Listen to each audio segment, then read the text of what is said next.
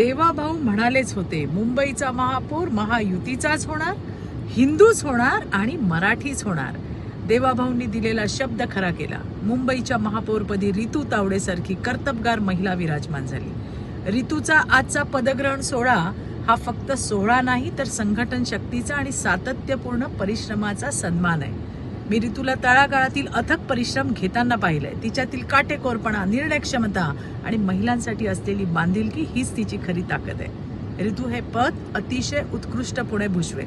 मुंबईसारख्या जागतिक शहराला संवेदनशील आणि ठाम नेतृत्व मिळाले.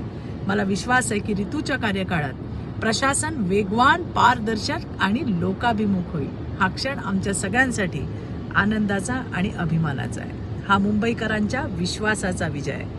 रितू, तुला खूप खूप शुभेच्छा. धन्यवाद. जय हिंद, जय महाराष्ट्र.